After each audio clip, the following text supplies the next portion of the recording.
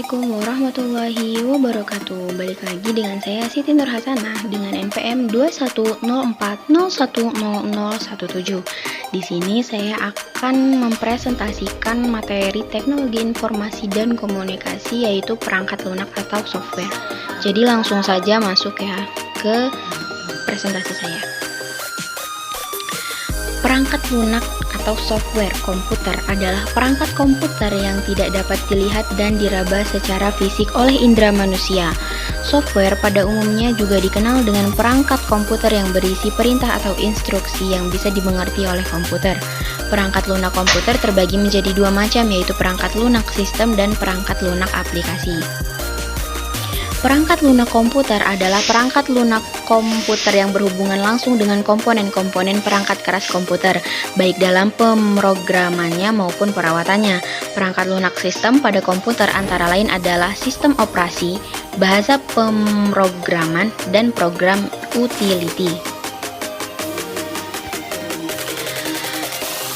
Bahasa pemrograman adalah perangkat lunak sistem pada komputer yang berisi kumpulan instruksi-instruksi dan aturan-aturan komputer disajikan dalam bentuk bahasa atau kode yang bisa dimengerti oleh komputer, sehingga komputer dapat mengerjakan tugas yang diperintahkan sesuai dengan instruksi yang telah dirumuskan pada bahasa pemrograman tersebut.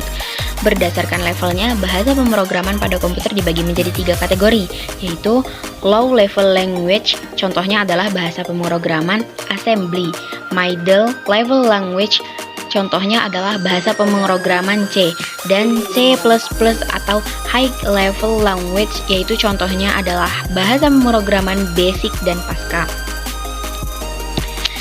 Lalu selanjutnya ada program utility. Adalah perangkat lunak sistem pada sistem komputer yang berfungsi untuk melengkapi kinerja dari sistem operasi yang meningkatkan kinerja komputer. Program utility yang ditunjukkan untuk melengkapi kinerja dari sistem operasi, contohnya adalah antivirus. Kebanyakan sistem operasi tidak dilengkapi dengan antivirus kecuali sistem operasi milik perusahaan Microsoft, yaitu Windows. Contohnya adalah Windows 10. Sedangkan program utility untuk meningkatkan kinerja komputer contohnya adalah disk development, yaitu program utility yang memiliki kemampuan untuk melakukan partisi pada hard disk dan merapikan file-file data yang tersebar di hard disk. Selanjutnya ada perangkat lunak aplikasi. Perangkat lunak aplikasi adalah perangkat lunak komputer yang berfungsi untuk membantu manusia atau pengguna komputer dalam menyelesaikan pekerjaannya di suatu bidang tertentu. Beberapa contoh perangkat lunak aplikasi komputer antara lain adalah yang A, ada desktop publishing, merupakan program lunak aplikasi yang berfungsi mengatur tata letak cetakan pada suatu naskah sehingga siap untuk dicetak. Contohnya adalah Ventura Publisher, atau ada juga PackMaker. Lalu ada juga Adobe InDesign dan lain-lainnya. Yang B ada program spreadsheet, merupakan program lunak aplikasi yang berfungsi untuk membuat dokumen berupa data dalam format baris atau kolom. Contohnya adalah Microsoft Excel dan Lotus Improve. Yang C ada word processing, yang merupakan program lunak aplikasi yang berfungsi untuk membuat dan mengedit sebuah dokumen dalam membuat naskah teks. Contohnya adalah Microsoft Word, OpenOffice, Write, Lotus Ampero, Abi Word, WordPerfect, dan WPS Office Word. Lalu selanjutnya ada D, yaitu Database Management System, merupakan program lunak aplikasi yang berfungsi untuk melakukan manajemen data pada komputer dalam jumlah yang besar. Proses manajemen meliputi menambahkan data, menghapus data, mengedit data, dan menyimpan data, sehingga kemudian akan menghasilkan sebuah informasi yang diperlukan oleh sebuah program pada komputer. Proses manajemen data ini dikenal dengan DBMS atau Database Management System. Contohnya adalah Microsoft Access, Microsoft SQL, Paradox, Apache, dan lain-lain. Yang E ada grafik. Grafik merupakan program lunak aplikasi yang berfungsi untuk keperluan membuat dan mengedit data berupa gambar dan video. Contohnya adalah Adobe Photoshop, Corel Draw, Stanford Graphics, Visio, dan lainnya. Yang F ada accounting program, merupakan perangkat lunak aplikasi yang berfungsi untuk mengelola data yang berhubungan dengan proses perhitungan keuangan dan akuntansi. Selanjutnya ada G, ada static program, merupakan perangkat lunak aplikasi yang berfungsi untuk melakukan penelitian yang berhubungan dengan analisis statistika. Contohnya adalah SAS, SPSS, CSS, statistika, dan lainnya. Yang H ada komunikasi, merupakan perangkat lunak aplikasi yang berfungsi untuk berkomunikasi dengan menggunakan komputer lainnya, baik yang berada dalam satu jaringan lokal maupun yang berbeda jaringannya. Contohnya adalah DataFax, From Complus, Crestaf, Carbon Copy, dan lainnya.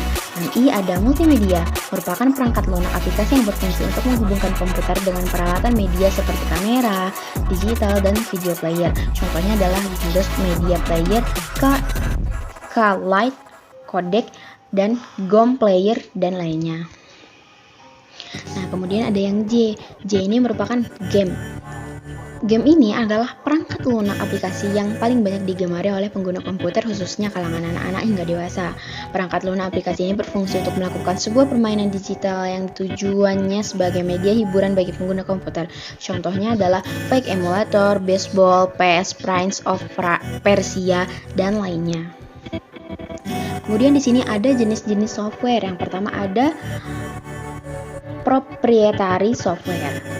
Adalah software yang berpemilik, sehingga seseorang harus minta izin atau dapat dilarang untuk mengedarkannya atau menggunakan modifikasi software tersebut. Yang B ada commercial software. Adalah software yang dibuat dan dikembangkan oleh perusahaan dengan konsep bisnis. Dibutuhkan proses pembelian atau sewa untuk bisa menggunakan software ini. Lalu yang ketiga ada public domain. Public domain adalah software yang tidak memiliki hak cipta. Lalu ada freeware. Freeware adalah software yang diizinkan untuk digunakan atau disebarluaskan namun tidak memiliki izin untuk dimodifikasi. Selanjutnya ada shareware. Shareware adalah software yang diizinkan untuk didistribusikan salinannya. Jika softwarenya digunakan terus-menerus, maka si pemilik software meminta bayaran untuk lisensinya. Yang F ada GNU General Public License atau GNU atau JPL.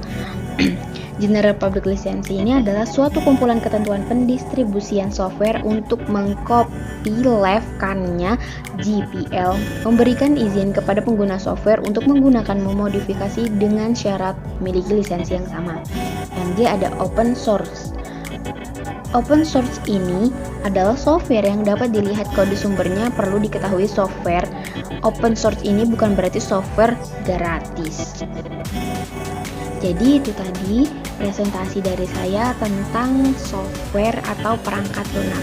Jika ada yang ingin ditanyakan bisa ditanyakan di kolom komentar. Jangan lupa like and subscribe guys. See you. Terima kasih. Assalamualaikum warahmatullahi wabarakatuh.